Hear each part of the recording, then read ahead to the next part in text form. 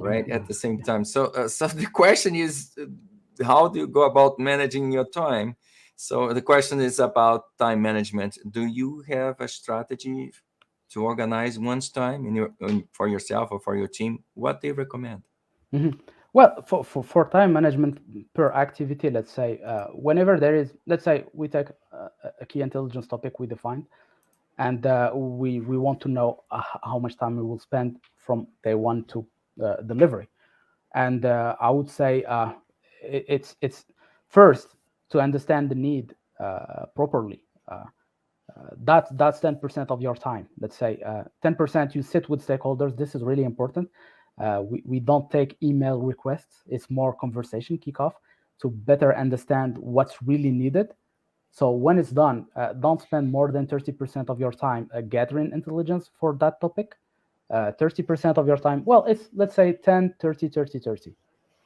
It's simple, and it can differ or change from one team to another, No, but at least you take 10%. Sorry, go ahead, Aaron.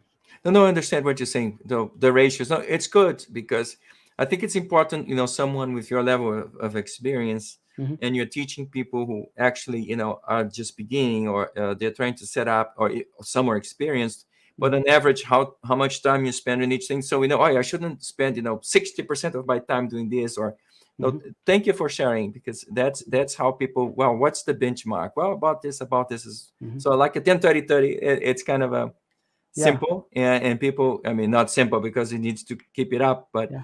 it gives people an idea Oh yeah, and to add to it, there are 2 points. Why 30 for communication? Because before it was less, and honestly, personally, I was spending less with communication. It was between 10 and 20% of my time. So I was saying, okay, the intelligence is here, we analyze it, so it should be easy. But it's overlooked, and I did that mistake myself. So 30% of your time you have to spend it in communication. It means preparing for that communication with people. When you have presentation to make, it's not just dropping what you found on a slide and that's it. It doesn't work this way. It has to be how to say organized in such a way that people who are not competitive intelligence professionals can understand it and communicate it well. When you're presenting to people, etc., you present it well, and after that you get the feedback about that communication to make sure that the message reached the audience.